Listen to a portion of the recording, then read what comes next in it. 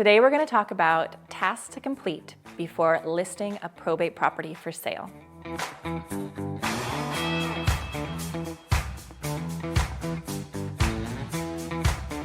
When preparing to list a probate property for sale, there are several tasks that you'll need to have completed. These will be tangible tasks that you can actually accomplish yourself, or you can hire someone to do for you. This goes beyond the general cleaning and clear out of a property. These are tasks that it's important to complete just before listing a property on the open market, so that way you avoid any bumps or hurdles along the way. First, let's talk about smoke alarms and carbon monoxide detectors. You'll want to check for the quantity of smoke detectors and carbon monoxide detectors in the home. Current guidelines state here in California that you need to have one smoke alarm per bedroom, as well as one outside of the bedrooms in the common area.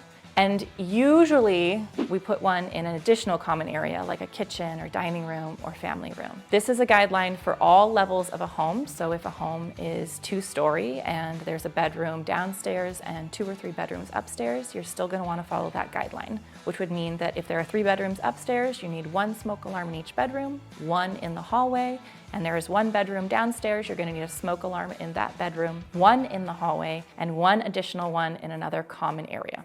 In that same size home, you would also need 1 carbon monoxide detector per level.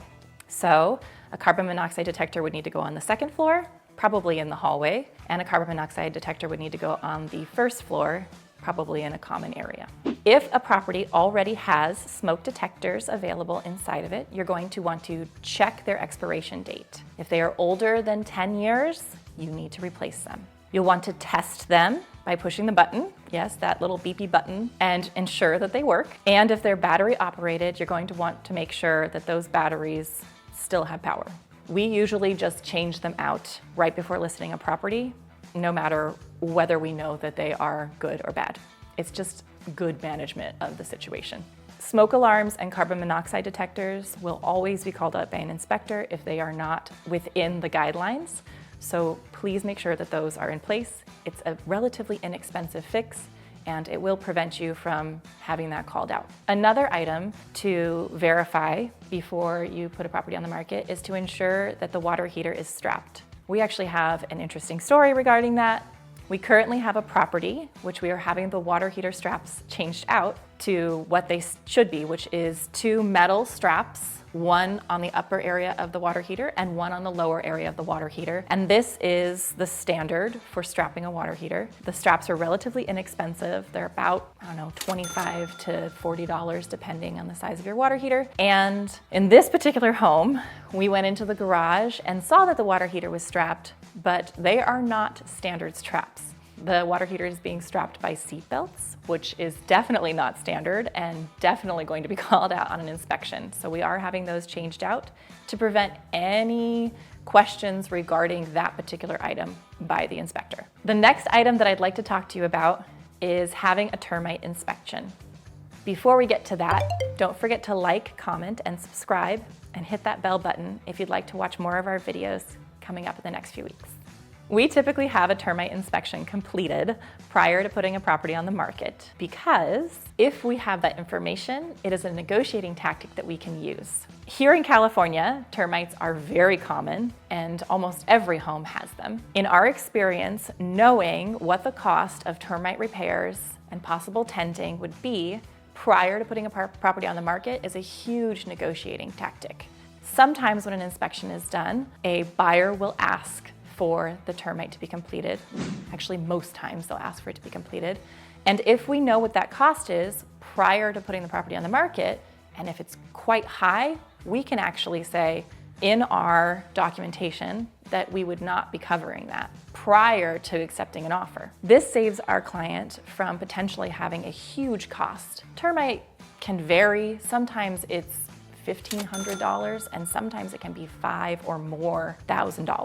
So knowing what that value is going to be, knowing what that number is, really gives us a leg up before we negotiate any offers. A termite inspection can vary in cost. Our particular termite inspector charges about $100. So we're spending $100 to know whether or not we are going to need to negotiate out that item. It's totally worth it. This last item is kind of a challenging one when it comes to probates and trusts. And this is because a lot of times the trustee or the probate representative for the estate, the executor or administrator, they don't know what the condition of the home is. Sometimes they have an idea of repairs that have been completed, or we find documentation in a file cabinet somewhere about when the roof was redone or there was a plumbing thing that was completed.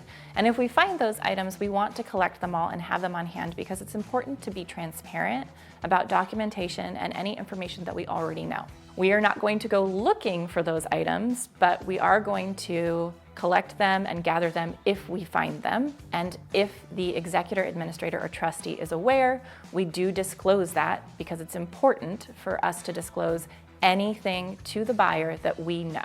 One of the ways that we protect our executor, administrator, and trustee clients is that a lot of times we will do an exempt seller disclosure instead of a traditional disclosure, because that document will say, hey, this client of ours has not lived in this home. They don't know these items, but here are the things that they do know. It's a much smaller document for disclosing information, but it is more accurate and it's safer because it doesn't disclose all of these items to buyers that we aren't aware of that potentially could come back and get us. So we ensure that we have the right documentation.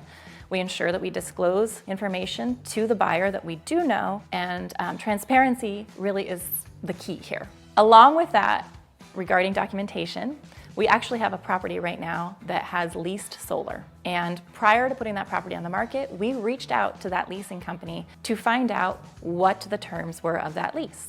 Sometimes it's a lease to own, sometimes it is not. And this particular scenario, it was not a lease to own solar. And because of that, we had to put into our negotiations with the buyer that they needed to take over this particular solar lease and that our client was not going to pay for that transfer. The reason we did it that way is because we knew that the solar was not leased to own, and that if we were to pay off that amount for them, the lease would basically just disintegrate and the solar was no longer going to be owned by us or by the buyers. So instead we had those buyers buy out the solar lease so that our client wasn't covering that cost. It was a very expensive cost. It was about $15,000, and our client was grateful that they did not have to pay that particular sum of money because we knew in advance by calling the company and finding that information out.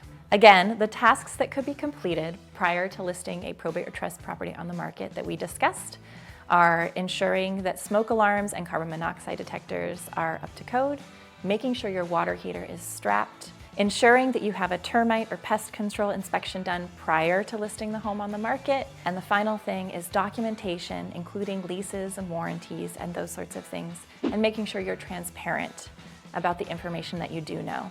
Thank you for watching. Please like, comment, and subscribe, and don't forget to hit that bell button. Have a wonderful day.